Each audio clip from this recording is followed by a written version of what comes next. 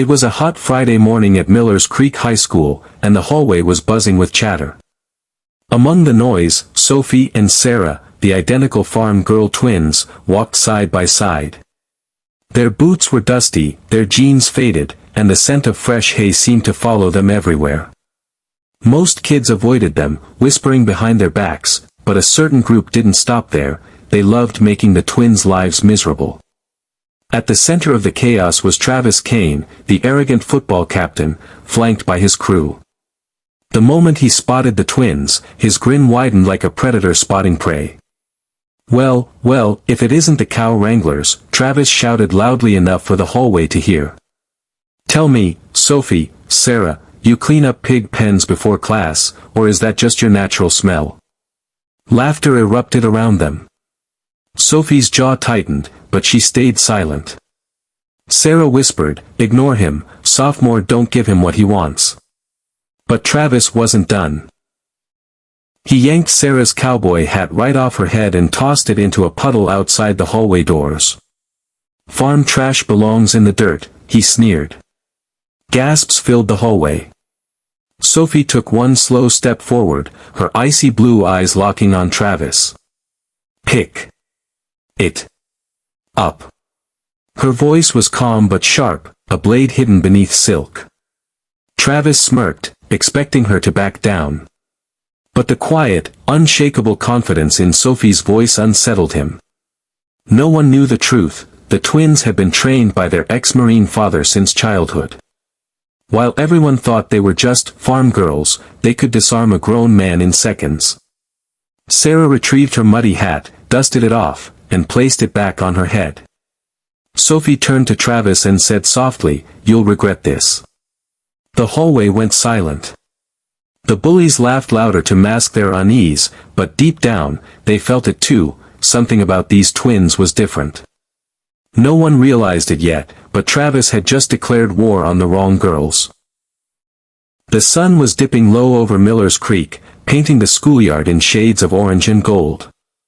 Most students were heading home, but Sophie and Sarah stayed behind, stacking their books into their worn canvas bags. They thought the bullying was over for the day, but they were wrong. Behind the old barn near the sports field, Travis Kane and his gang waited like vultures. There was Lila, Travis's girlfriend and queen bee of the cheer squad, plus 3 other football players who followed him everywhere. The moment the twins approached, Travis stepped out from the shadows with that same smug grin. "Well, if it isn't the farm girls," he mocked. "Thought you could sass me this morning and get away with it?" Sophie's voice was calm, measured. "We didn't sass you, Travis. You threw my sister's hat in the mud. That's on you." But Lila wasn't having it. She shoved Sarah hard against the barn wall and laughed. "Go home, cowgirl. Your kind doesn't belong here." That was the final straw. Sarah's patience snapped like dry twine. In one swift move, she grabbed Lila's wrist, twisted it gently, just enough to make her yelp, and shoved her backward. Travis's smirk vanished. "Big mistake," he growled, lunging at Sophie. But Sophie wasn't there when his fist swung. She sidestepped with lightning speed, hooked his arm, and used his own momentum to send him crashing face first into the dirt. The crowd of students who had followed to watch gasped. "You don't want this fight," Sophie warned, her voice low and steady. "Walk away." But humiliation burned hotter than reason. Travis shouted, "Get them," and his boys charged. The next few seconds were chaos. One bully swung at Sarah, she ducked, grabbed his arm, and flipped him cleanly onto the grass. Another grabbed Sophie from behind, but she spun free, kicked his knee, and dropped him with a controlled strike. When the dust settled, Travis's entire crew was groaning on the ground. Sophie and Sarah stood untouched, breathing steadily. For the first time, the bullies' laughter was gone, replaced by fear. But this was only the beginning.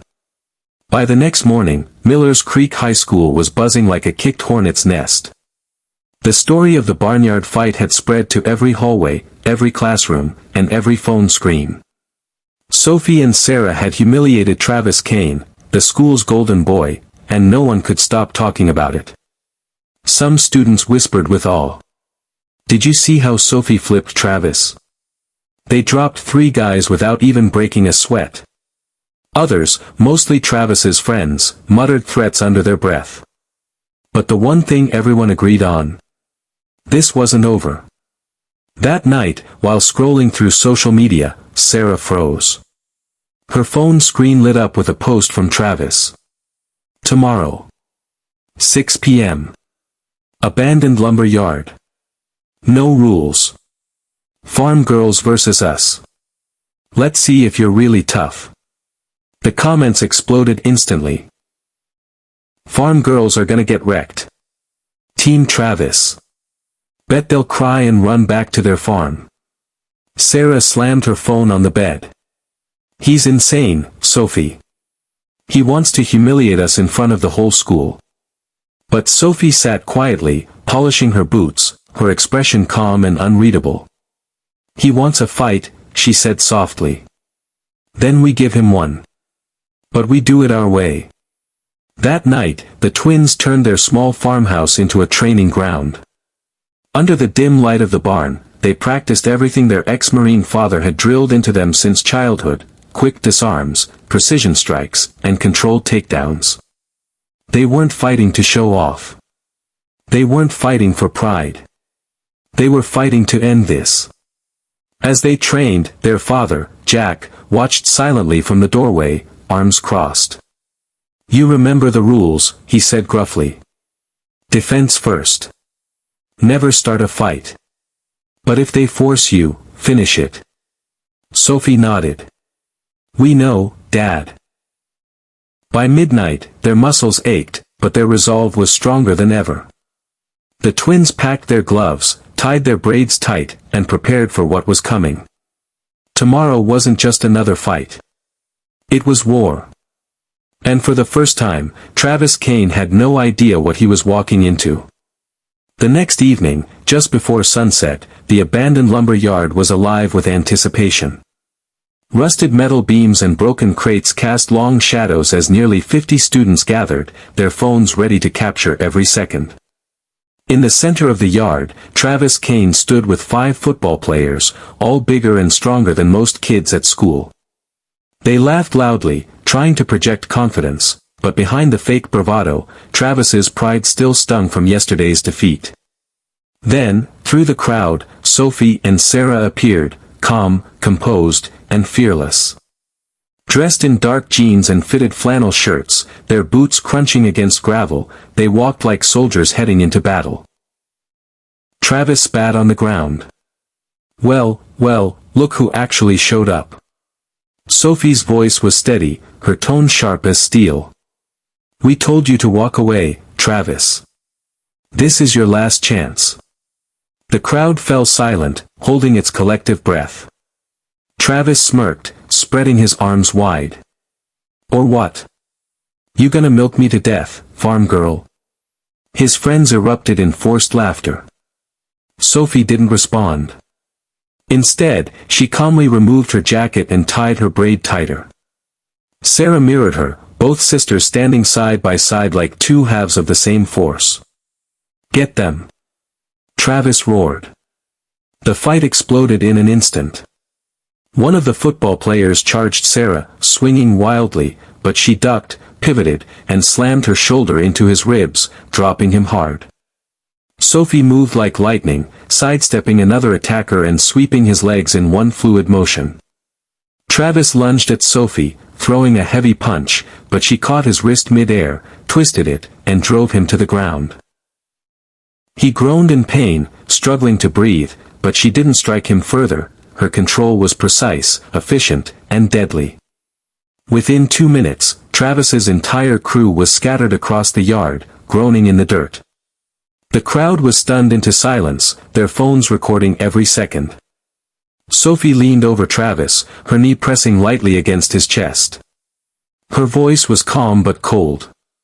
"Next time, think before you laugh." The crowd erupted, not with laughter, but with awe. For the first time, Travis Kane looked genuinely afraid. But the twins weren't done making history yet. Monday morning at Millers Creek High School felt different. The same hallways that once echoed with mockery and laughter were now strangely quiet.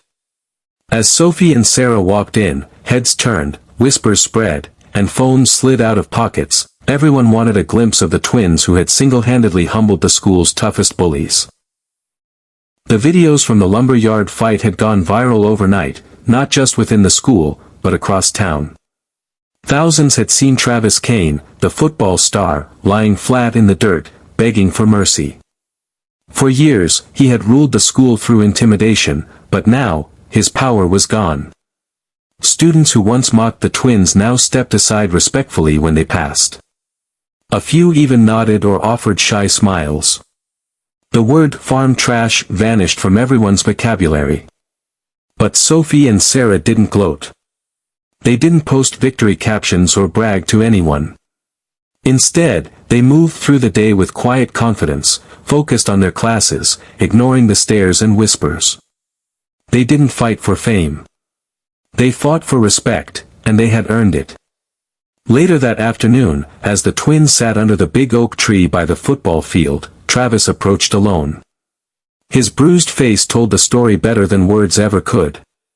He hesitated for a moment before speaking, his voice low and unsteady. I'm sorry, he muttered, barely meeting their eyes. Sophie studied him silently for a long moment, then nodded once. Don't apologize to us, she said evenly. Apologize to everyone you've hurt. Travis swallowed hard, nodding shamefully before walking away. From that day forward, things changed. The constant bullying stopped.